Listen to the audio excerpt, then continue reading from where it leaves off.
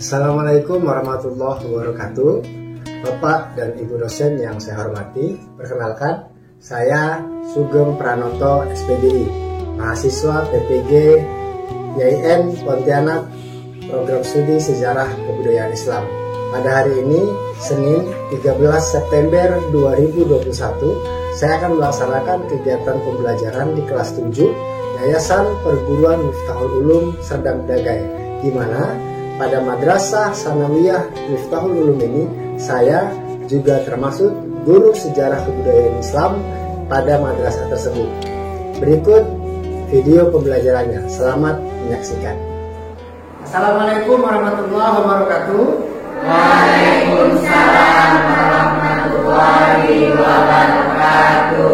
Apa kabar Bapak, sehat semuanya? Alhamdulillah sehat. Alhamdulillah, hari ini merupakan hari di mana kita melakukan pembelajaran sekali, di mana hari ini merupakan proses pembelajaran kita meskipun terbatas. Kita harus duduk satu-satu, yang biasanya kita punya kawan, hari ini kita nggak berkawan. Meskipun demikian, semua tetap harus semangat, ya. Kita harus rajin belajar. Kenapa?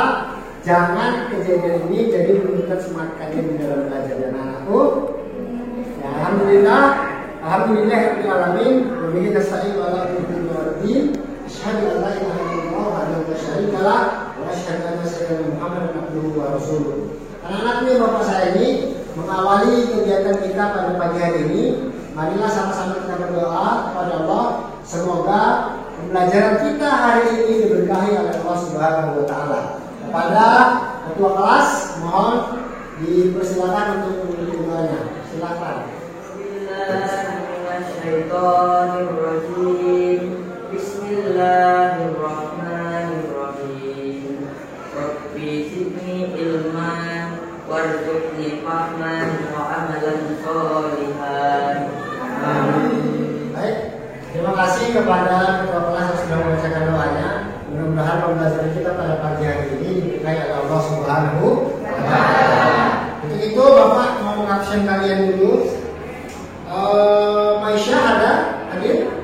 Ya. Sela, ya. Susan, Najwa, ya, hadir. Reja, hadir. Alicia, Dea, Syakila, Tika, hadir. Saidi, hadir. Nafa, hadir. Akbar, Fatir, ya. Zakia, hadir.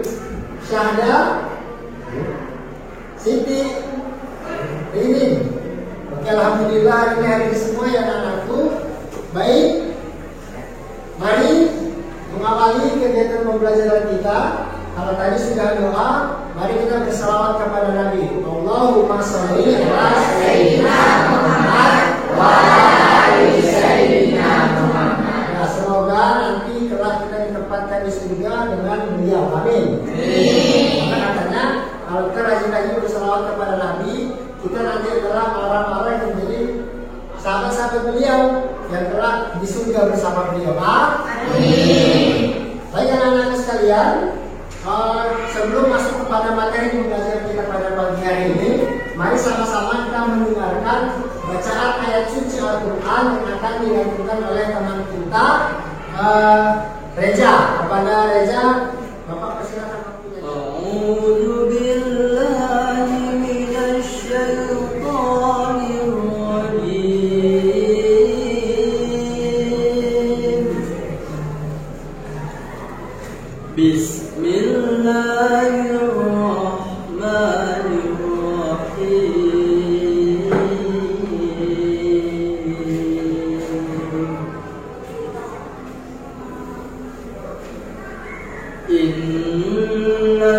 Innalladzina amanu walladzina hajaru wajahadu fi sabilillahi ulaika yarjuna rahmatallahi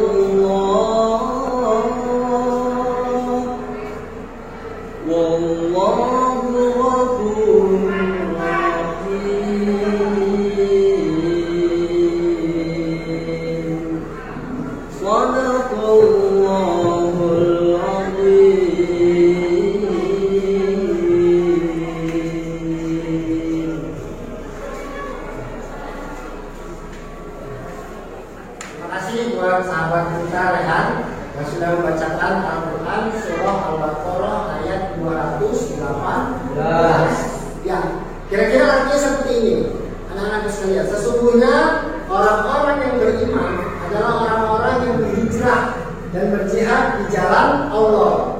Mereka itu mengharapkan rahmat dari Allah, dan Allah Maha Pengampun lagi Maha Penyayang. Dalam ayat ini Allah memerintahkan kita untuk berhijrah, berjihad di jalan Allah. Hari ini apa yang dimaksud dengan jihad? Apa yang dimaksud dengan berhijrah? Berhijrah itu kan artinya berpindah dari satu tempat ke tempat lain. Dan hari ini makna hijrah bisa kita makna yang luas. Mungkin hari ini kamu jadi orang yang kurang baik, yuk hijrah. Jadi orang yang jauh lebih baik.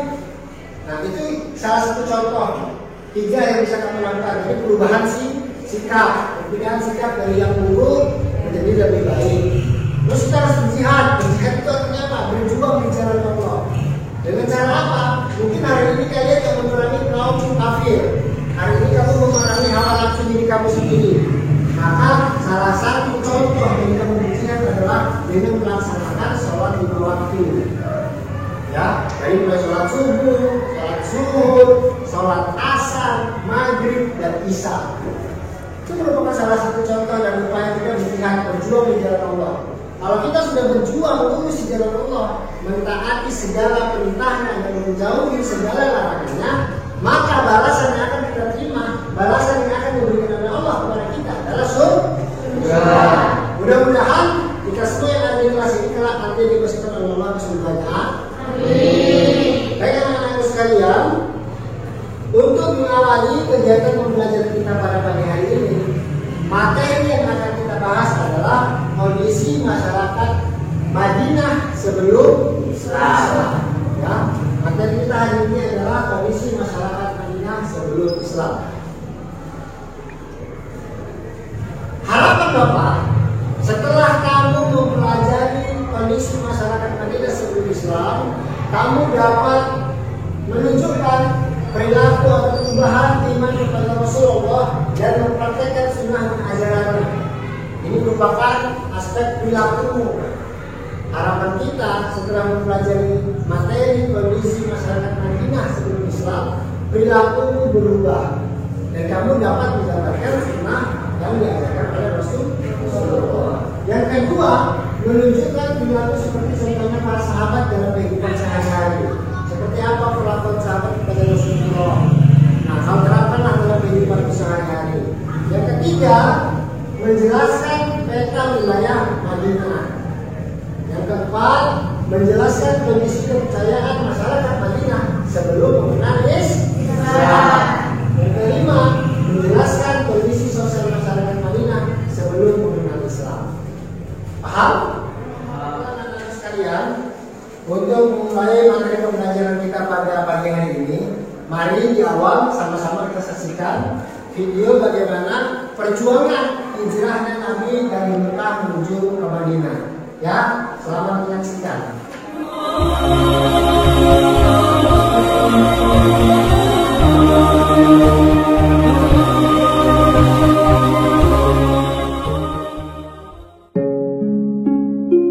Assalamualaikum warahmatullahi wabarakatuh.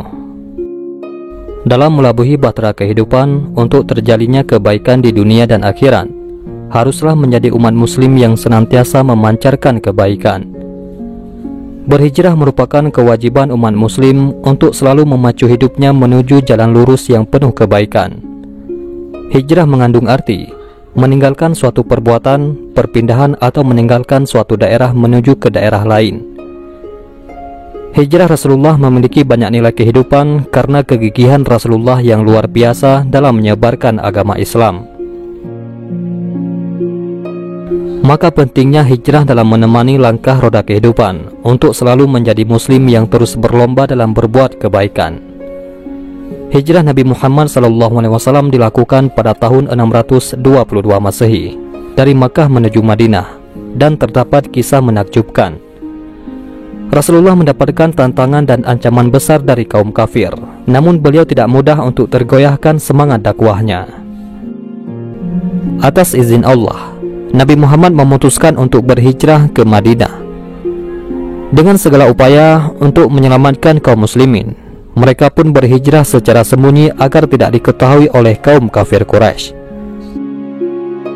Para musyrikin Makkah mulai gusar mendengar berita kaum muslimin Makkah yang sudah banyak meninggalkan Makkah menuju Yasrib, yakni Madinah. Mereka khawatir ajaran Nabi Muhammad akan semakin meluas dan di sana kekuatan Islam akan bertambah kuat. Pada akhirnya akan menyerang kekuatan mereka di Makkah. Para pemuka Quraisy berkumpul di Darun Nadwah untuk membahas strategi pencekalan Nabi Muhammad SAW agar gagal meninggalkan Makkah. Akhirnya diputuskan sebuah keputusan bulat untuk mengeksekusi Nabi Muhammad, agar nantinya pembunuhan tersebut tak mendapatkan tuntutan balas dendam dari Bani Abdi Manaf suku Nabi Muhammad SAW. Mereka bersepakat yang melakukan eksekusi haruslah dari para pemuda gagah berani dari koalisi berbagai suku bangsa Quraisy. Di saat memulai perjalanan hijrah Rasulullah menuju Madinah, kaum kafir Quraisy berniat mencelakai beliau dengan membunuhnya. Memasuki malam harinya, ternyata kaum kafir Quraisy telah mengepung rumah Rasulullah. Beliau mengerahkan Ali bin Abi Thalib untuk mengenakan jubahnya dan berbaring di tempat tidurnya. Hal tersebut untuk menjebak kaum kafir Quraisy. Pagi dini hari, sebelum Nabi Muhammad SAW meninggalkan rumah, para pemuda Quraisy dengan pedang terhunus telah mengepung sekeliling rumah Nabi Muhammad SAW dan siap membunuhnya jika keluar meninggalkan rumah. Pada saat itulah turunlah malaikat Jibril membawakan wahyu. Dan kami adakan dinding di hadapan mereka dan di belakang mereka dinding pula, dan kami tutup penglihatan mereka, dan sekali-kali mereka tidaklah dapat melihat. Quran Surat Yasin ayat 9. Nabi Muhammad SAW membaca wahyu itu sembari meniupkan ke arah luar rumah. Dengan izin Allah, sekelompok pemuda kafir musyrikin itu dibuat kantuk berat dan tertidur pulas menjelang petang. Nabi melangkah meninggalkan rumah beliau dengan tenang. Setelah terbangun, mereka segera memasuki rumah Nabi Muhammad SAW. Namun tidak lagi mendapati Nabi, kecuali hanya ada Sayyidina Ali bin Abi Thalib yang sedang berbaring di kasur menggantikan posisi Nabi. Misi pemuda Quraisy tersebut membunuh Nabi SAW berakhir gagal total. Sejak siang hari itu, yakni hari Senin, Nabi memulai hijrah meninggalkan kota Makkah. Langkah pertama, beliau menuju ke rumah Abu Bakar As-Siddiq dengan cara menyamar. Sesampai di sana, Abu Bakar sudah siap menunggu dengan seekor unta dan perbekalan seadanya. Abu Bakar telah menyiapkan 2 ekor unta menuju Yasrib, yang akan ditempuh sekitar 480 km, atau biasa dilakukan dengan kendaraan unta selama 10 hari. Kaum kafir Quraisy karena telah mengetahui tidak adanya Rasulullah SAW di rumah setelah mereka mengepungnya, maka mereka menutup semua jalur Madinah. Karena hal tersebut, Nabi dan pengikutnya menggunakan jalan lainnya yang jarang dilewati oleh penduduk sekitar. Kemudian mereka menemukan suatu gua dan tinggal di sana. Gua tersebut bernama Gua Sur. Mereka tinggal di Gua Sur kurang lebih selama 3 hari sebagai tempat perlindungan atas segala kekuasaan dan perlindungan Allah Subhanahu wa taala. Rasulullah SAW bersama para pengikutnya aman di dalam Gua Sur. Padahal gua tersebut sungguh sempit dan jarang untuk ditempati manusia. Di saat itu, kaum kafir Quraisy selalu mencari Rasulullah ke sana kemari untuk mencelakai perjalanan hijrahnya menuju ke Madinah. Ternyata pemuda kafir Quraisy sempat melakukan penyisiran hingga ke Gua Sur. Mereka hampir saja menemukan persembunyian Nabi SAW dan Abu Bakar. Hampir saja keduanya tertangkap dan terbunuh. Abu Bakar sedemikian khawatirnya jika merupakan peta wilayah Yasrib atau Madinah pada waktu itu, di mana Madinah sebelumnya bernama Yasrib, dikelilingi oleh perkampungan kabilah-kabilah besar, ya, penduduk dari suku Arab dan Yahudi. Masjid Nabawi berada di tengah-tengah Madinah tuh. Di bagian utara terdapat Bani Harisah. Bani Abdul Asai, Bani Abdul Haris, dan dari Kharaj. Di timur terdapat Bani Najjar, di barat terdapat Bani Salamah, di bagian selatan itu terdapat Bani Suraik, Bani Al-Haris, Bani Waqif, dan Bani Sa'idah, Bani Baidah, Bani Habib, Bani Aur, dan Bani Kharaj, Bani Auf bin Malik, Bani Jahja. Di tenggara terdapat perkampungan Yahudi, Bani Qainuqah, Bani Quraizah, Bani Nadir, dan perkampungan-perkampungan lainnya. Ada pula beberapa masjid yang pertama dibangun Rasulullah, yaitu Masjid Sabah. Di sebelah utara terdapat Masjid Nabawi dan Masjid Al-Fat di dekat Bukit Salah. Di sebelah barat Masjid Nabawi terdapat pula Masjid Quba, yaitu di Quba. Itu tadi gambaran peta wilayah kota Yasrib atau Madinah. Sekarang kita lanjut, yaitu kepercayaan masyarakat Madinah sebelum datangnya Islam, di mana agama yang dianut penduduk Yasrib adalah Yahudi, Nasrani, dan pagan, di mana mayoritas penduduknya memeluk agama Yahudi. Agama Yahudi masuk ke Yasrib berbarengan dengan kedatangan imigran dari wilayah utara sekitar abad ke-1 dan ke-2.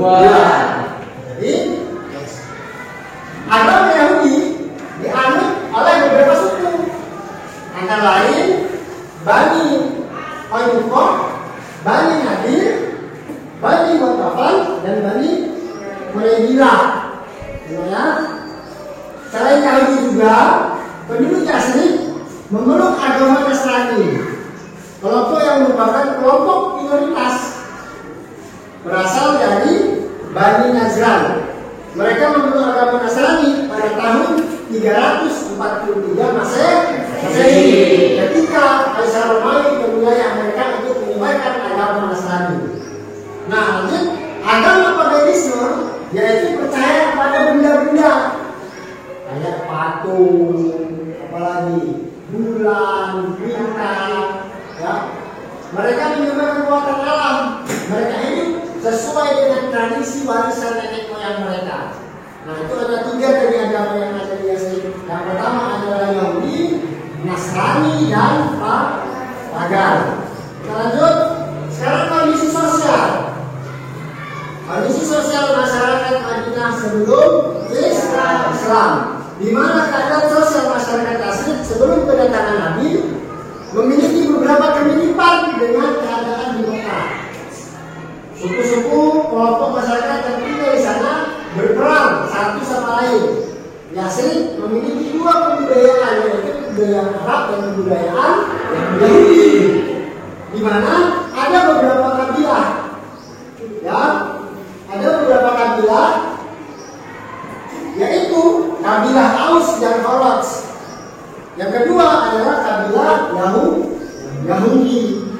Next. Yang ketiga yaitu kondisi ekonomi masyarakat Madinah sebelum Islam. Secara geografis, Yasrib merupakan kota ketiga yang termasuk pada kawasan Tandus, yang populer dengan sebutan Hijaz setelah Taif dan Mekah.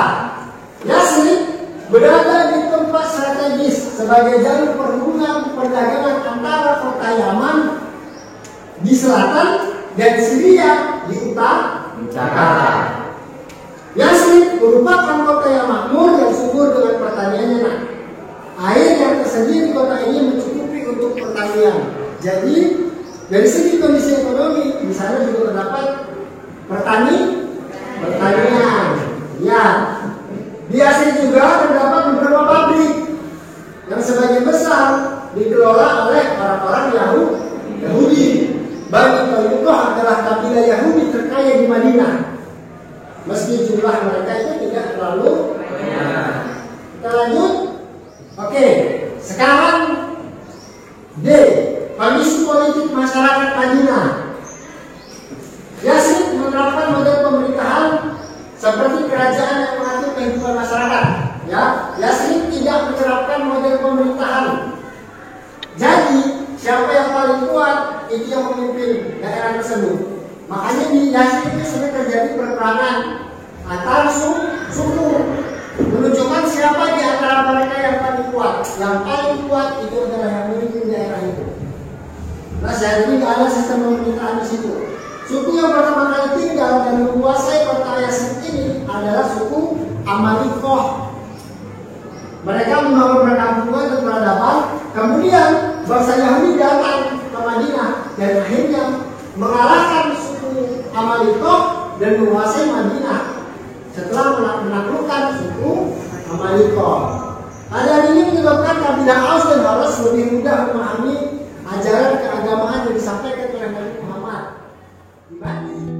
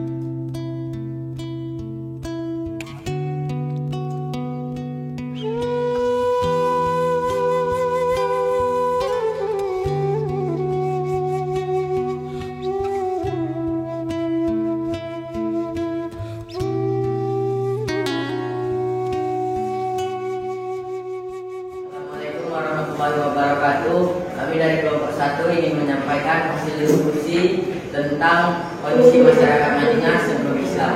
Pada Artikasari saya persilakan. Jadi, satu, kepercayaan masyarakat Madinah sebelum Islam.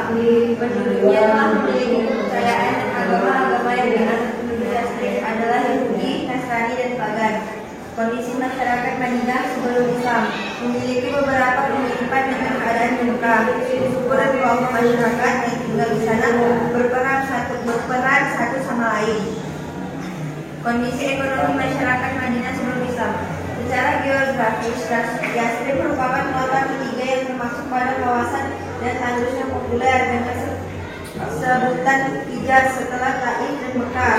Yathrib merupakan kota makmur dan subur dengan pertaniannya. Kondisi politik Madinah. Yathrib tidak menerapkan model pemerintah seperti kerajaan yang mengatur kehidupan masyarakatnya. Kondisi tersebut hampir sama dengan keadaan di Mekah. Assalamualaikum warahmatullahi wabarakatuh. Waalaikumsalam warahmatullahi wabarakatuh. Di sini kami dari kelompok 2 kami akan membacakan hasil diskusi kami, yaitu mengenai kondisi masyarakat Madinah sebelum Islam. Kepada Dea, kawan kami, persilakan. 1. Kepercayaan masyarakat Madinah sebelum Islam. Agama yang dianut penduduk Yathrib adalah Yahudi, Nasrani, dan Pagan, dan mayoritas penduduknya memeluk agama Yahudi. 2. Kondisi masyarakat Madinah sebelum Islam. Keadaan sosial masyarakat Yathrib sebelum kedatangan Nabi Muhammad SAW memiliki beberapa kemiripan dengan keadaan di Mekah. Suku-suku dan kelompok masyarakat yang tinggal di sana berperang satu sama lain. Yathrib memiliki 2 kebudayaan, yaitu kebudayaan Arab dan Yahudi. Kedua kebudayaan tersebut jelas memiliki tradisi yang berbeda. 3. Kondisi ekonomi masyarakat Madinah sebelum Islam. Yathrib berada di tempat strategis sebagai jalur penghubung perdagangan antara Yaman di selatan dan Syria di utara. Penghasilan terbesar adalah kurma dan anggur. 4. Kondisi politik Madinah. Yathrib tidak menerapkan model pemerintahan seperti kerajaan yang mengatur kehidupan masyarakatnya. Kekuasaan berada di tangan suku-suku atau kelompok tertentu, tergantung kepada siapa yang paling kuat di antara mereka. Baik, terima kasih kepada kawan kami Dea sudah membacakan hasil diskusi kami. Assalamualaikum warahmatullahi wabarakatuh. Waalaikumsalam warahmatullahi wabarakatuh. Waalaikumsalam warahmatullahi wabarakatuh. Kami dari kelompok 3 ingin menyampaikan hasil diskusi kami mengenai kondisi masyarakat Madinah sebelum Islam. Pada Asjan, 1. Kepercayaan masyarakat Madinah sebelum Islam. Penduduknya telah memiliki kepercayaan dan agama. Agama yang dianut penduduk Yathrib adalah Yahudi, Nasrani, dan Pagan. Mayoritas penduduknya memeluk agama Yahudi. Beberapa suku-suku antara lain Bani Kainuka, Bani Nadir, Bani Ghatafan, Bani Quraidah. 2. Kondisi masyarakat Madinah sebelum Islam. Kelompok masyarakat yang tinggal di sana berperang satu sama lain. Yathrib memiliki kebudayaan yaitu kebudayaan Arab dan Yahudi. Kedua kebudayaan tersebut jelas memiliki tradisi yang berbeda. 3. Kondisi ekonomi masyarakat Madinah sebelum Islam. Yathrib berada di tempat strategis sebagai jalur penghubung perdagangan antara kota Yaman di selatan dan Syria di utara. Yathrib termasuk di daerah-daerah subur di sekitar kawasan Tandus. 4. Kondisi politik Madinah. Kekuasaan berada di tangan suku-suku atau kelompok tertentu, tergantung kepada siapa yang paling kuat di antara mereka. Perang antar suku dan kelompok sering terjadi. Kondisi tersebut hampir sama dengan keadaan di Mekah. Terima kasih Bu Sujan telah menyampaikan hasil kami. Assalamualaikum warahmatullahi wabarakatuh. Waalaikumsalam warahmatullahi wabarakatuh. Teman-teman sekalian, kamu sudah selesai melaksanakan diskusi dan sudah selesai menyampaikan presentasi hasil diskusi kamu mengenai kondisi masyarakat Madinah sebelum Islam. Sebelum kegiatan ini kita tutup, adakah yang mau bertanya? Saya persilakan. Saya ingin bertanya, Ya, silakan Akbar. di kota Madinah ada 3 agama, yaitu agama Yahudi, Nasrani, dan Pagan. Pagan itu dia percaya kepada agama apa itu? Saya kurang paham. Ya, bagus. Beri tepuk tangan dulu buat Akbar. Jadi di Madinah itu sebelum datang Islam ada 3 agama tadi dikatakan. Yang pertama adalah Yahudi, yang kedua adalah Nasrani, yang ketiga adalah Pagan atau disebut dengan paganisme. Paganisme ini agama yang percaya kepada nenek moyangnya dulu. Jadi mereka menyembah kepada benda-benda. Nah, apa itu? Seperti bulan, bintang, matahari, patung. Nah, ini adalah kepercayaan dari paganisme. Mereka menganggap bulan, bintang, matahari, pohon-pohon besar, itu Tuhan mereka. Itulah paganisme. Nah, kalau Yahudi itu beda lagi, mereka nggak percaya sama yang namanya Tuhan, mereka percaya dengan kekuasaan.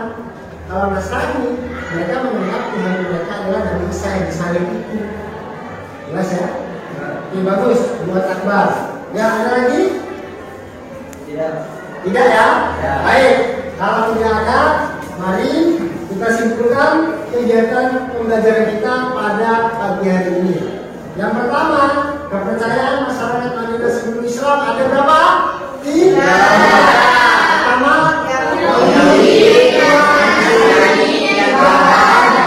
baik.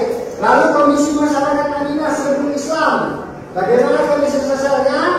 Yaitu sebelum datangnya agama Islam, Nabi Muhammad memiliki beberapa kemiripan dengan keadaan di Mekah. Suku-suku berkelompok tinggal di sana berperang satu sama lain untuk merebut kekuasaan. Itulah kondisi masyarakat Madinah sebelum Islam. Dari segi ekonomi, apa yang banyak di sana? Kurma dan anggur. Ada juga pabrik-pabrik yang dikuasai dengan orang-orang Yahudi. Ya. Lalu kondisi politik Madinah, Yasrib tidak menerapkan model pemerintahan.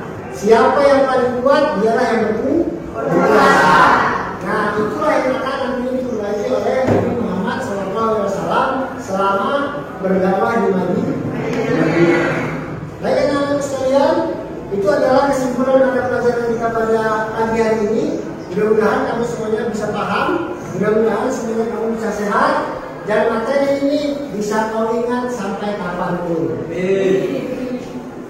Untuk mengakhiri kegiatan pembelajaran kita pada pagi hari ini, kepada Akbar sebagai ketua kelas, mohon sama-sama kita berdoa dan membacakan Al-Quran surah Al-Fatihah secara bersama-sama. Silakan.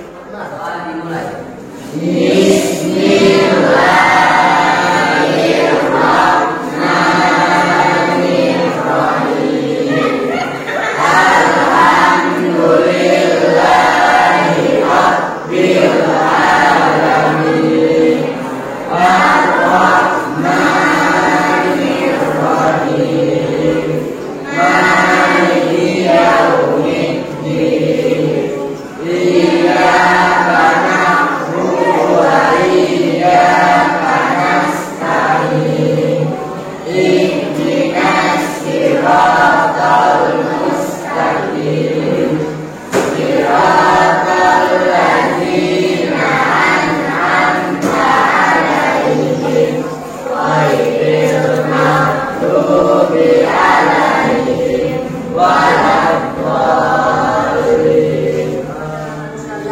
Semoga semuanya dalam keadaan sehat walafiat.